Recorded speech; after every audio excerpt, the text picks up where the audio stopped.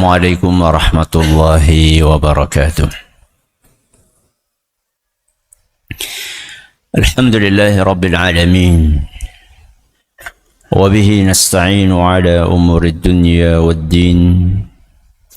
Wa sallallahu ala nabiyyina wa sayyidina Muhammadin wa ala alihi wa sahbihi ajma'in.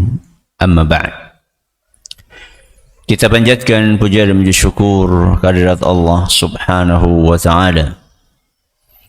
Pada kesempatan malam yang berbahagia kali ini, tanggal 4 Jumadal Ula 1446 Hijriah, atau yang bertepatan dengan tanggal 5 November 2024, kita kembali diberi kekuatan, kesehatan, hidayah serta taufik dari Allah Jalla wa'ala, sehingga kita bisa kembali menghadiri pengajian rutin adab dan akhlak yang kita kaji dari kitab Bulughul Maram, Kitabul Jami' karya Al-Hafidz Ibnu Hajar Al-Asqalani rahimahullah, di Masjid Jenderal Besar Sudirman di kota Purwokerto ini. Kita berharap semoga Allah Subhanahu wa Ta'ala berkenan untuk melimpahkan kepada kita semuanya ilmu yang bermanfaat,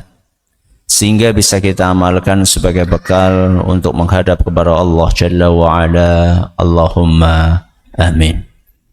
Salawat dan salam semoga senantiasa tercurahkan kepada junjungan kita Nabi Agung Muhammad sallallahu alaihi wasallam, kepada keluarganya, sahabatnya, dan umatnya yang setia mengikuti tuntunannya hingga di akhir nanti. Bapak-bapak, ibu-ibu, para hadirin, para hadirat, dan juga segenap pendengar serta pemirsa rahimani wa rahimakumullah. Hari ini kita akan memasuki hadis baru yang dibawakan oleh Al-Hafidz Ibnu Hajar Asqalani rahimahullah dalam Kitabul Jami', yaitu hadis nomor 58. Sebuah hadis yang berbunyi, wa an Qutbah bin Malik radhiyallahu anhu qala, dari seorang sahabat Nabi sallallahu alaihi wasallam yang bernama Qutbah. Sinten? Qutbah bin Malik, semoga Allah meridai beliau.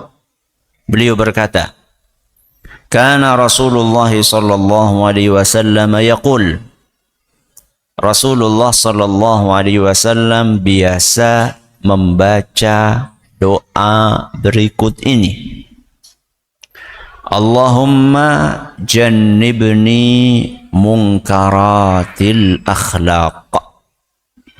Ya Allah, jauhkanlah aku dari akhlak yang tercela, wal a'mal, dan perbuatan yang tercela, wal ahwa, dan hawa nafsu yang tercela, wal adwa, dan penyakit yang tercela. Akhrajahu Tirmidzi. Hadis ini diriwayatkan oleh Imam At-Tirmidzi, wa sahhahahu Al-Hakim, dan menurut Imam Al-Hakim hadis ini sahih. Wal lafdhu lahu, redaksi yang dibawakan di sini adalah redaksinya Imam Al-Hakim. Kita awali dengan menyebutkan sahabat yang meriwayatkan hadis ini. Kata Al-Hafidz Ibnu Hajar, wa an Qutbah bin Malik radhiyallahu anhu, dari seorang sahabat Nabi yang namanya Qutbah. Sinten? Qutbah. Baru pernah dengar ya? Nama ini baru pernah dengar? Ya. Sahabat ini di dalam Kutubus Sittah, 6 kitab hadis induk, yaitu Sahih Bukhari, Sahih Muslim, Sunan Abi Dawud, Sunan Tirmidzi, Sunan Nasa'i, Sunan Ibnu Majah. 6 kitab induk hadis. Khutbah ini hanya 2 kali disebutkan di dalam kutubus sittah. Sehingga nama beliau kurang begitu familiar. Berbeda dengan Abu Hurairah. Terus siapa lagi? Aisyah, Ibnu Abbas, Ibnu Mas'ud. Yang ribuan kali terulang. Nah, beliau ini hadisnya hanya ada 2 di dalam kutubus sittah. Salah satunya adalah hadis yang ada di hadapan kita. Nama lengkapnya Qutbah bin Malik Az-Zibyani radhiyallahu anhu. Sinten? Qutbah bin Malik Az-Zibyani radhiyallahu anhu. Apakah beliau sahabat? Ya, beliau sahabat. Akan tetapi kata Imam Al-Bukhari dan Imam Abu Hatim rahimahumullah, beliau ini lahu suhbah. Lahu suhbah itu artinya ketemu sama Nabi SAW di usia dini. Di usia apa? Dini. Tepatnya di usia tamyiz. Usia pinten? Tamyiz. Berapa itu tamyiz? Ya mungkin 6 tahun, 7 tahun gitu ya kira-kira. Atau sesudahnya sedikit. Jadi Qutbah bin Malik ini sahabat, akan tetapi ketemu sama Rasulnya ketika beliau masih belia. Hanya itu sekelumit tentang khutbah yang kami dapatkan di referensi yang ada di hadapan kami. Biasanya kita kalau ketemu nama sahabat baru gitu, kita akan jadikan biografinya satu pertemuan, satu pengajian khusus. Tapi karena keterangannya cuma sedikit, ya kita nggak bisa bikin satu pengajian khusus membahas tentang khutbah.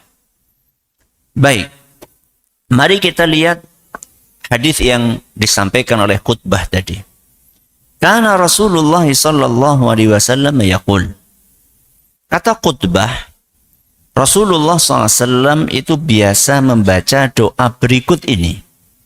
Dengerin baik-baik doanya Rasul SAW. Apa doa yang biasa dibaca oleh Nabi SAW? Allahumma jannibni munkaratil akhlaq. Ya Allah, jauhkanlah aku dari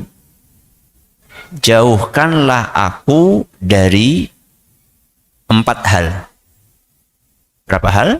4 hal. Yang pertama, munkaratil akhlaq. Jauhkanlah aku dari akhlak yang tercela. 1. Apalagi wal a'mal. Yang kedua, yang Nabi minta untuk dijauhkan darinya adalah perbuatan yang tercela. Sudah berapa ini? 2. Wal ahwa'i, dan nafsu yang tercela. Tinggal yang keempat, wal adwa, dan penyakit yang tercela. Berarti di dalam hadis ini Nabi Shallallahu Alaihi Wasallam mengajarkan kita agar berdoa kepada Allah Subhanahu wa Ta'ala. Untuk apa? Untuk dijauhkan dari hal-hal yang tercela. Apa pesan yang perlu kita pahami dari hadis ini? Bahwa manusia tanpa Allah tidak ada apa-apanya. Kenapa? Manusia tanpa Allah tidak ada apa-apanya. Manusia tidak mungkin bisa melakukan kebaikan kalau tidak dibantu sama Allah.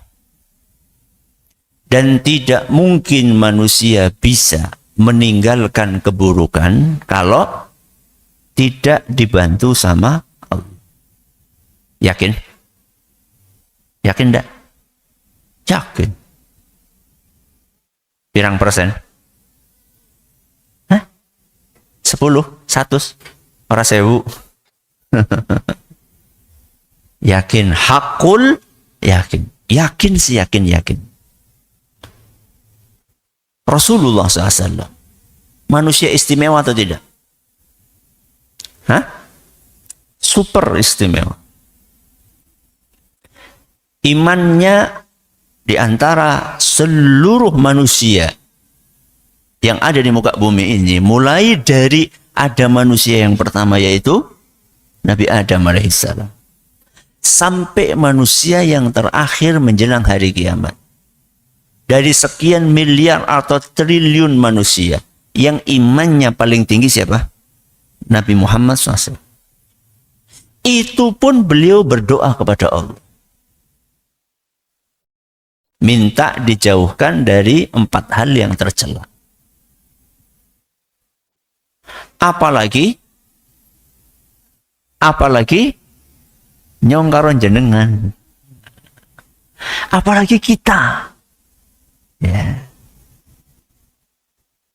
Sosok sekuat Rasul SAW. Sosok sesolih Rasul SAW. Sosok sesuci Rasul SAW. Rutin membaca doa tadi. Kenapa kita selalu butuh bantuan Allah Azza wa Jalla? Karena manusia lemah. Manusia lemah. Sebagaimana yang Allah sampaikan di dalam Al-Quran. Wa khuliqal insanu dha'ifa. Manusia itu diciptakan oleh Allah dalam kondisi lemah. Apalagi yang namanya kebaikan, amal soleh, ibadah, untuk mengerjakannya itu butuh effort. Saya tanya sama jenengan, mangkat subuhan memejit itu butuh perjuangan atau tidak? Hah? Butuh. Godaannya banyak. Mau ngangkat mata, kelopak mata. Kalau ngangkat barbel, berat mana? Barbel. Sing biasa nge-gym. Ya. 1 kilo, 2 kilo, 50 kilo. Ngangkat kelopak mata itu beratnya minta ampun. Seakan-akan kayak lebih berat daripada barbel. Padahal kelopak mata itu berapa kilo? Bukan kilo. Berapa napa? Gram. Berapa gram? Berat. Amal soleh itu butuh effort. Maka tanpa bantuan dari Allah tidak bisa.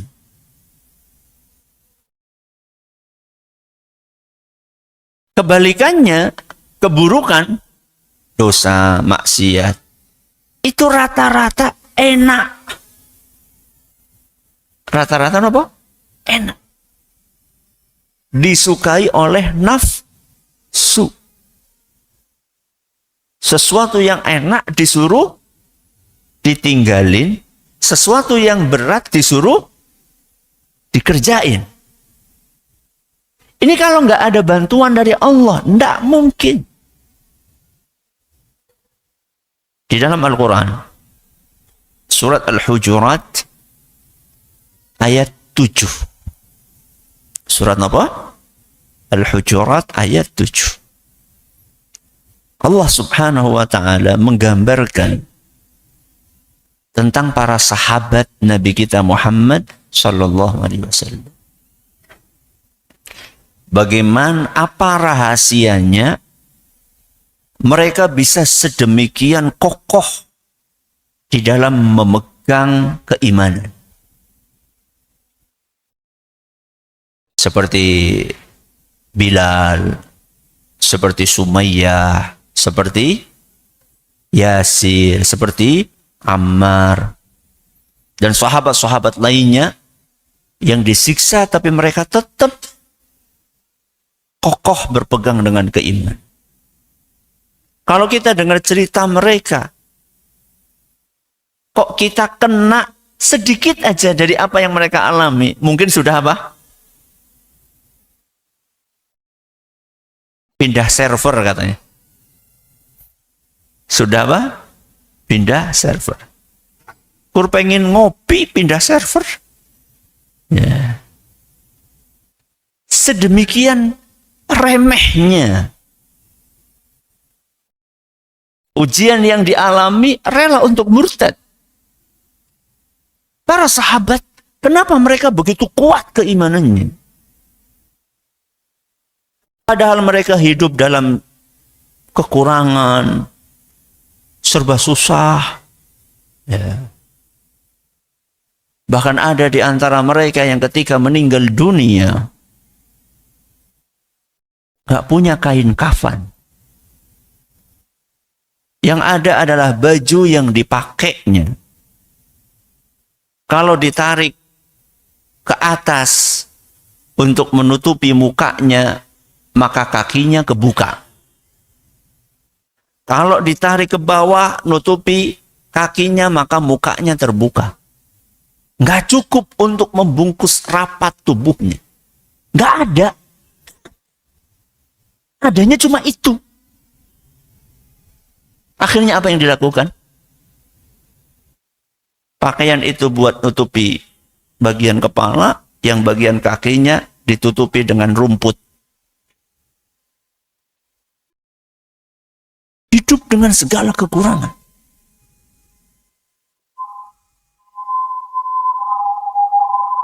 Tapi kok mereka bisa tetap kuat ya? Apa rahasianya? Surat apa? Al-Hujurat ayat 7. Apa kata Allah? Walakinnallaha habbaba ilaikumul iman. Karena Allah subhanahu wa ta'ala yang telah membuat kalian, wahai para sahabat, suka dan cinta kepada keimanan. Jadi para sahabat itu dibikin senang sama keimanan. Siapa yang bikin? Allah. Dibikin cinta dengan ibadah. Dibikin senang dengan amal soleh.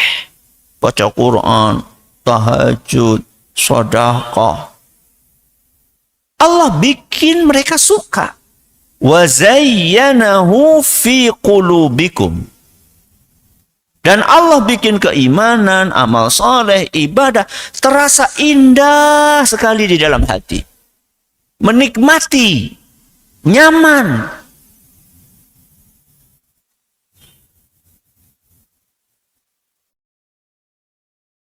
Terus kebalikannya apa? Wa karraha ilaikumul kufra wal fusuqa wal isyan. Dan Allah jadikan kalian para sahabat itu benci kepada kefasikan, kepada kekufuran, dan kepada kemaksiatan. Jadi kuncinya adalah taufik dari siapa? Allah. Sehingga mereka bisa senang banget, hobinya hobi ibadah. Dan jenengan ditanya, hobinya apa? Ada yang jawab hobinya ibadah, gitu ada? Apa hal yang paling tidak disukai? Apa jawabnya? Maksiat? Hebat kalau jenengan jawabannya kayak gitu.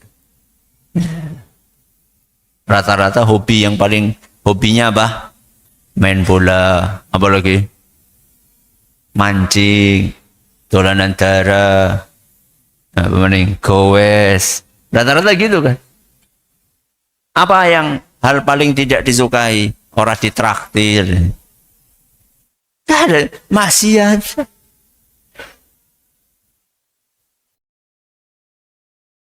Maka sering-seringlah berdoa.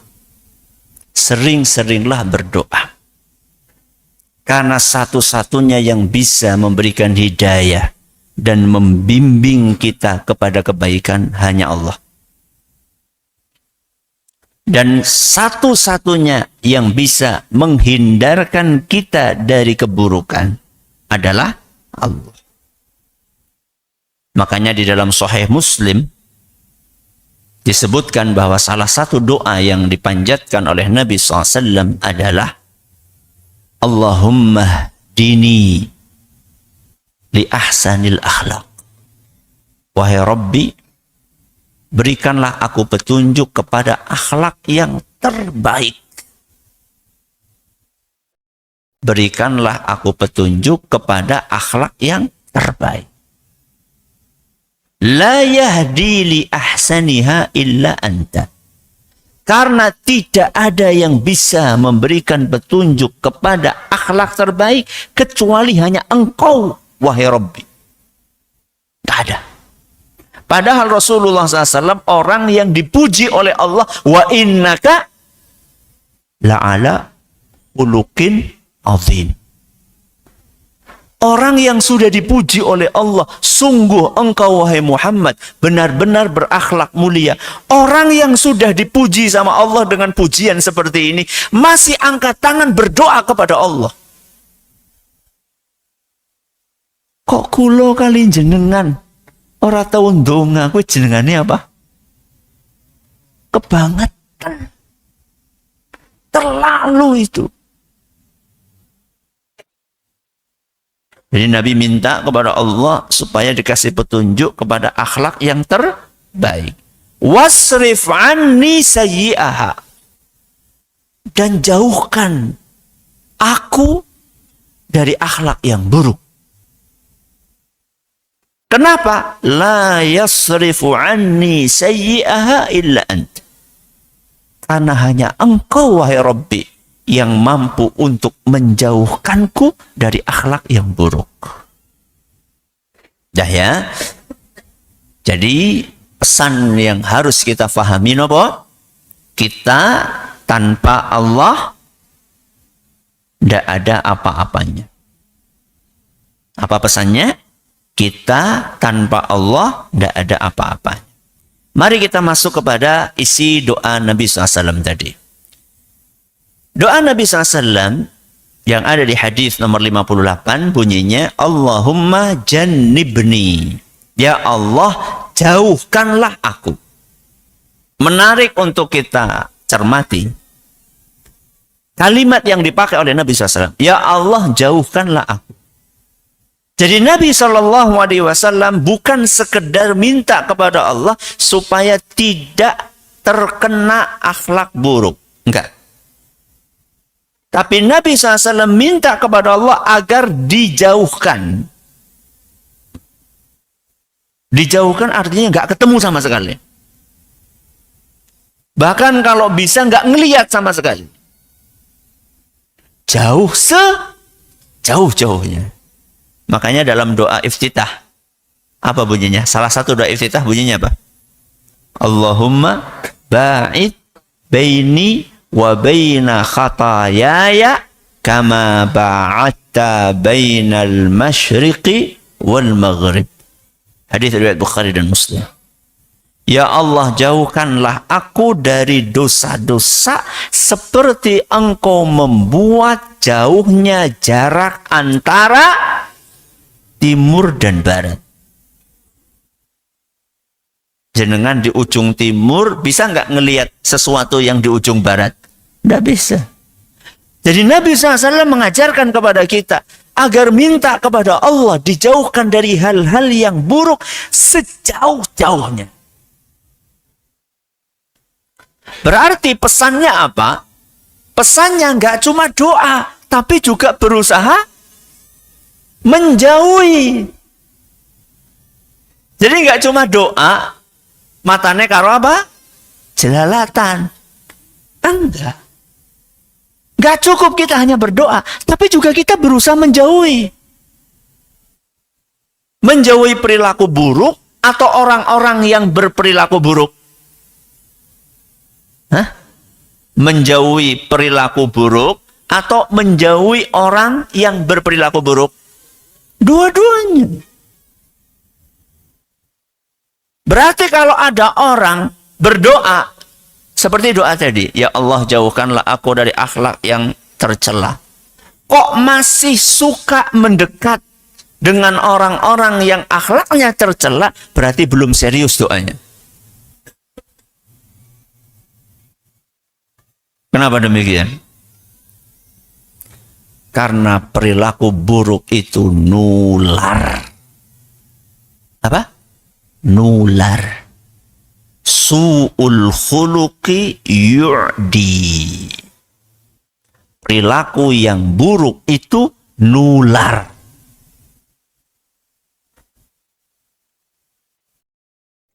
Kalau kita dikasih tahu, hati-hati ya, si Anu itu punya penyakit apa? Penyakit apa? Menular. Kita diwanti-wanti seperti itu. Mau nggak dekat-dekat? Mau nggak? Enggak. Padahal kalau kita ketularan penyakit dia, masuk neraka nggak? Nggak ada ceritanya. Orang masuk neraka gara-gara meriang. Gitu. Coba carikan dalilnya. Tapi kita kasih tahu, itu orang suka nonton film porno. Jangan dekat-dekat ya. Pala merek.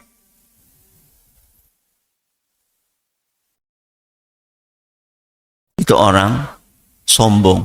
Jangan dekat-dekat, mau ketularan. Malah merek. Subhanallah. As-sahibu sahib. Kata para ulama, teman itu narik.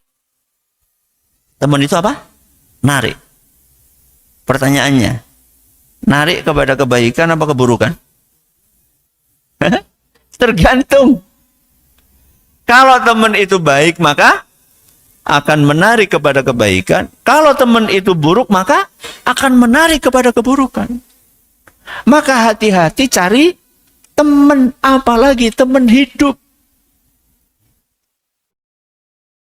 Wong temen yang cuma ketemu di kuliah, atau temen yang cuma ketemu di kantor, atau temen yang cuma ketemu di lapangan, saja kita suruh hati-hati. Apalagi nyari teman hidup yang 24 jam kita bersama dia. Ada sebagian orang ketika dinasehati, cari pasangan itu yang solih, yang solihah. Walaupun mungkin nggak begitu apa? Cantik. Ustaz, saya pengen mendakwahi dia, Ustaz. Masya Allah. Masya Allah. Jangan-jangan dia yang didakwahi. Jangan merasa sok dengan keimanan kita. Orang itu kalau nggak mau warnai, diapain? Diwarnai. Jangan gambling. Apa gambling? Jangan taruhan dengan keimanan kita. Ustaz, kalau akhlak buruk kan bisa diperbaiki, tapi kalau wajah sudah nggak cantik nggak bisa diperbaiki, Ustaz.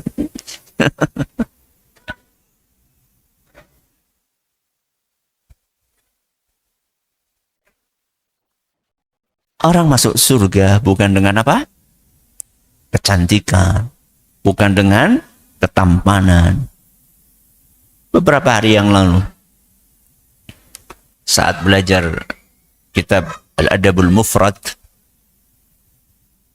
kita membawakan sebuah hadis tentang seorang budak hitam. Seorang wanita berkulit hitam. Yang kata Ibnu Abbas, radhiyallahu anhuma kepada muridnya yang bernama Atha bin Abi Rabah, ala urika imra'atan min ahlil jannah. Wahai muridku, maukah ku kasih tahu wanita calon penghuni surga? Kata Atha, tentu. Mana? Tilkal mar'ah as-sauda. Wanita berkulit hitam itu. Jadi nggak mesti yang berkulit putih jadi jamin masuk surga sing ayu. Dilihat dari keimanannya, ketakwaannya, kesabarannya, sifat malunya. Jadi wanita berkulit hitam tadi itu dijamin masuk surga oleh Rasulullah SAW karena kesabarannya. Dan juga karena sifat malunya yang luar biasa. Jadi wanita ini punya penyakit ayan, epilepsi. Kalau pas lagi kambuh, auratnya tersingkap. Padahal wanita berkulit hitam. Maksudnya mungkin kalau tersingkap pun ya mungkin orang nggak tertarik juga. Maka dia datang menemui Rasul sampai, Rasul doakan aku supaya sembuh. Nabi SAW kasih dua pilihan. In syi'ti sabarti walakil jannah. Wa in syi'ti da'autu laki an yu'afiki. Atau an yu'afiyaki. Kamu saya kasih dua pilihan. Pilihan yang pertama, kamu sabar menghadapi sakit ini dan pasti masuk surga. Pilihan yang kedua, saya akan doakan kamu untuk disembuhkan sama Allah. Tapi tidak ada jaminan apa? Surga. Pilih mana? Pilih mana? Sembuh dan surga. Sayangnya nggak ada pilihan ketiga. Pilihannya cuma dua. Apa yang dipilih sama wanita itu? Sabar. Sabar 60 tahun, 70 tahun, habis itu masuk surga. Selesai.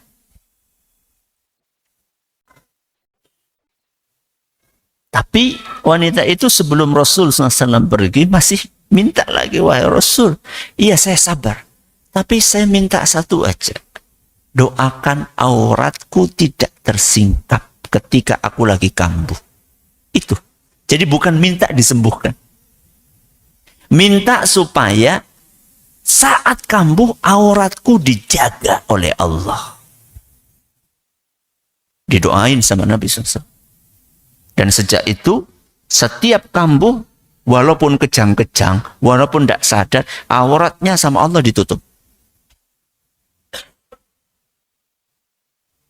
Saya tanya sama jenengan, orang ayan, epilepsi, ketika lagi kambuh, kejang, sadar enggak? Sadar enggak? Enggak. Kalau pas lagi seperti itu, auratnya terbuka, dosa enggak? Hah? Enggak. Karena enggak sadar. Itu pun malu. Padahal bukan dosa. Bagaimana dengan wanita yang suka rela membuka auratnya? Sengaja. Bahkan dari rumah sudah berniat untuk menggoda, memfitnah para pria. Na'udzubillahi min dzalik. Jadi yang perlu kita garis bawahi adalah orang masuk surga bukan karena nopo? Ketampanan, kecantikan. Maka kalau milih pasangan, nomor satu apanya? Agamanya, keimanannya. Oke. Allahumma jannibni. Ya Allah, jauhkan aku. Dari berapa hal tadi? 4 hal. Malam ini kita hanya bahas yang pertama dan kedua, karena waktunya terbatas. Yang pertama, munkaratil akhlaq. Yang kedua, wal a'mal. Ya Allah, jauhkanlah aku dari akhlak yang tercela dan perbuatan yang tercela. Kenapa?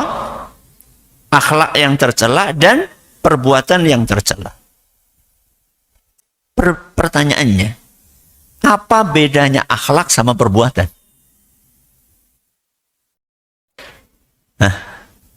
Akhlak tercela, perbuatan tercela. Emang apa sih bedanya akhlak sama perbuatan?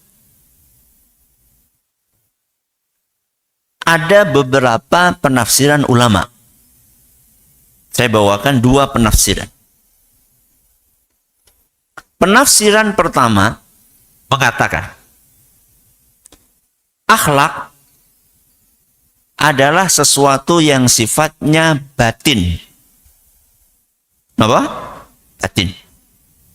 Batin itu apa? Tidak kelihatan. Tersembunyi di mana? Di dalam hati. Itu batin. Perbuatan, ayo ditebak. Apa?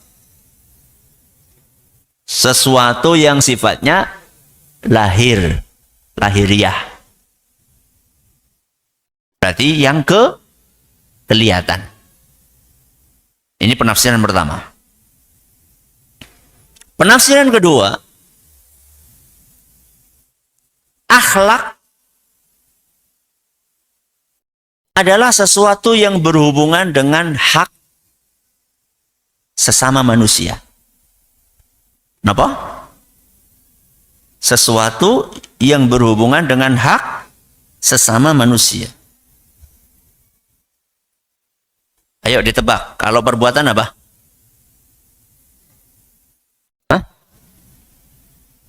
Sesuatu yang berhubungan dengan haknya Allah. Kan kebalikannya. Ya, akhlak sesuatu yang berhubungan dengan haknya manusia. Hablun minan nas. Sedangkan perbuatan adalah yang hubungannya dengan haknya Allah. Hablum minallah. Berapa penafsiran? Dua. Silakan.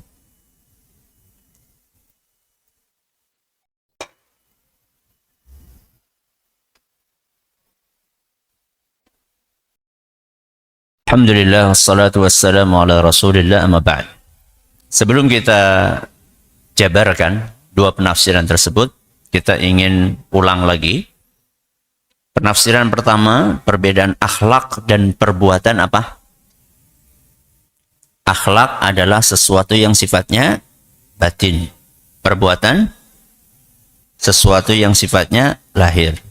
Penafsiran kedua, akhlak adalah sesuatu yang hubungannya dengan sesama manusia.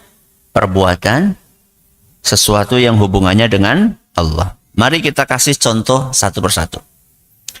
Kalau kita pakai penafsiran yang pertama, maka Nabi SAW berdoa kepada Allah agar dijauhkan dari akhlak yang tercela, yaitu sesuatu yang tercela yang batin. Apa itu? Penyakit-penyakit hati. Apa contohnya? Sombong, iri, hasad. Wetok, cidik teman.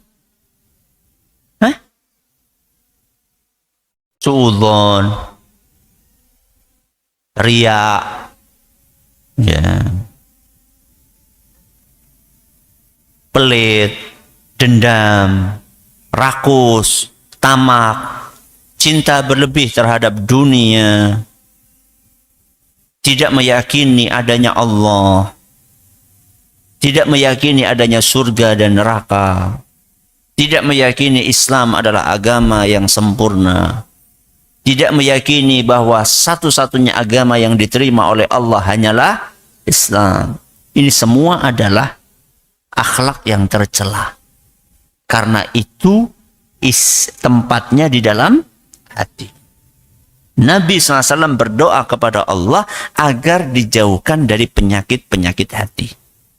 Mungkaratil akhlak wal a'mal.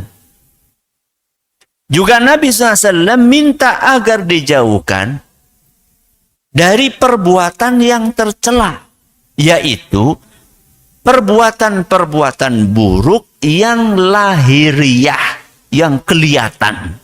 Contoh, sujud kepada selain Allah Subhanahu wa ta'ala. Membunuh, berzina, mabok, judi, merampok, korupsi, ngomong yang kotor, dan maksiat-maksiat yang lain. Jadi Nabi SAW berdoa kepada Allah agar dijauhkan dari hal-hal yang kotor, yang kelihatan maupun yang tidak kelihatan. Kebanyakan dari kita hanya memperhatikan sesuatu yang kelihatan. Tapi yang nggak kelihatan sering dilupakan. Nggak cukup kita hanya berusaha untuk menjaga sholat, tapi kita juga harus membersihkan hati kita dari riya, dari sombong, dari hasad. Ini penafsiran yang pertama. Penafsiran yang kedua, apa tadi akhlak? Hubungannya dengan sesama. Perbuatan hubungannya dengan Allah. Jadi Nabi SAW ketika berdoa kepada Allah, Allahumma jannibni mungkaratil akhlak. Ya Allah, jauhkanlah aku dari perilaku atau dari akhlak yang tercela. Maksudnya adalah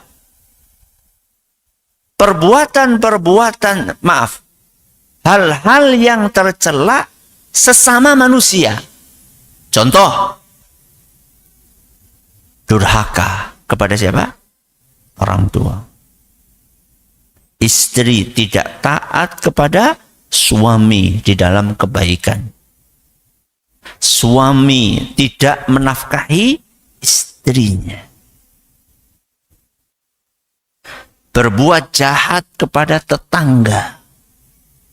Menunda-nunda upah kepada karyawan atau pekerja. Memfitnah, bertutur kata kasar, mengadu domba. Merokok termasuk? Merokok termasuk. Ya. Buang sampah sembarangan termasuk. Ya. Ini adalah akhlak yang tercela. Karena hubungannya dengan apa? Sesama. Menyakiti orang. Allahumma jannibni mungkaratil akhlaqi wal a'mal. Apa perbuatan yang tercela? Yaitu perbuatan-perbuatan tercela yang hubungannya dengan Allah Azza wa Jalla. Kaitannya dengan hak Allah. Contoh, syirik. Napa? Syirik. Apa sih rugine jenengan? Aku percaya ramalan. Oh, ruginya apa? Loh, yang namanya keburukan itu nggak mesti hubungannya dengan sesama manusia. Ada haknya Allah Azza wa Jalla. Salah satu hak Allah adalah kita meyakini bahwa yang tahu hal gaib cuma Allah. Itu keyakinan kita terhadap Allah Subhanahu wa ta'ala. Saat percaya ramalan, itu artinya kita merusak keyakinan tersebut. Dan itu keburukan. Jadi kita harus menjaga hablum minan nas dan juga hablum minallah. Apalagi Ustaz? Nggak sholat. Kenapa? Nggak sholat. Atau sholat tapi telat. Subuh jam Jam 7. Masya Allah. Gue surat apa gue? Subha. Subuh karo duha. Duhur jam berapa? Tengah telu. Ya. Maghrib. Asar. Tengah 6. Ya. Subhanallah. Itu adalah perbuatan tercela. Apalagi Ustaz? Gak puasa Ramadan. Ya, tidak puasa Ramadan. Jadi Nabi SAW berdoa dengan doa tadi, cakupannya itu luas banget. Mau pakai penafsiran pertama, mau pakai penafsiran kedua, dan bisa saja dua-duanya kita pakai. Sehingga ketika kita berdoa sama Allah Subhanahu wa Ta'ala, Allahumma jannibni munkaratil akhlaqi wal a'mal. Itu artinya kita minta kepada Allah agar dijauhkan dari hal-hal yang buruk yang batin, hal-hal yang buruk yang lahir, hal-hal yang buruk yang hubungannya dengan sesama manusia, hal-hal yang buruk yang hubungannya dengan Allah Azza wa Jalla. Semuanya include di dalam doa tadi. Makanya doa Rasul SAW adalah doa yang sangat keren sekali. Makanya nggak usah bikin doa sendiri. Ngapa sih ngorong doa deh? Paling keren itu doa dari Nabi SAW. Utitu jawami'al kalim. Dan doa dari Al-Quran. Kata Nabi SAW, aku itu dikasih sama Allah jawami'ul kalim. Jawami'ul kalim itu adalah kalimat yang simple tapi maknanya luas. Contohnya ini. Terakhir, memperbaiki diri, konsepnya ada dua. Tahliyah dan tahliyah. Tahliyah itu membersihkan. Tahliyah itu menghiasi. Jadi kalau orang pengen hijrah, pengen memperbaiki diri, maka konsepnya adalah dia membersihkan dirinya. Setelah bersih, terus dia hiasi. Saya kasih ilustrasi. Rumah tua, kotor, ilalangnya di mana-mana. Sebelum dipasangi wallpaper, dihiasi. Dikasih perabot, meja, kursi, kulkas. Dibikin taman, dibikin kolam renang, diapain dulu? Dibersihkan dulu. Sawangnya, debunya dilapi, dipel, disapu, ilalangnya diapain? Dibabat. Setelah membersihkan, baru menghiasi. Doa Nabi SAW tadi, tahap yang mana? Pembersihan. Setelah kita bersihkan hati kita dari riya, maka kita hiasi hati kita dengan apa kebalikannya riya? Ikhlas. Setelah kita bersihkan hati kita dari su'udzon, maka hiasilah hati kita dengan husnudzon. Setelah kita bersihkan hati kita dari kesombongan, maka hiasilah hati kita dengan tawadhu. Setelah kita bersihkan hati kita dari hasad, maka hiasilah hati kita dengan apa? Kebalikannya hasad. Senang melihat orang dapat nikmat. Apa? Senang melihat orang lain dapat nikmat. Setelah kita bersihkan hati kita dari tamak, rakus, maka hiasilah hati kita dengan kebalikannya tamak apa? Qanaah. Apa? Qanaah. Setelah kita bersihkan hati kita dari sifat pelit, maka hiasilah hati kita dengan dermawan. Begitulah konsep hijrah atau memperbaiki diri dalam agama kita. Semoga apa yang kita pelajari bermanfaat. Kita akan lanjutkan insyaallah poin yang ketiga dan keempat pada pertemuan berikutnya biidznillah ya azza wa jalla. Terima kasih atas perhatiannya, mohon maaf atas segala kurangannya. Kita akhiri dengan doa kafaratul majlis. Subhanakallahumma wa bihamdika asyhadu an la ilaha illa anta astaghfiruka wa atubu ilaik. Assalamualaikum warahmatullahi wabarakatuh.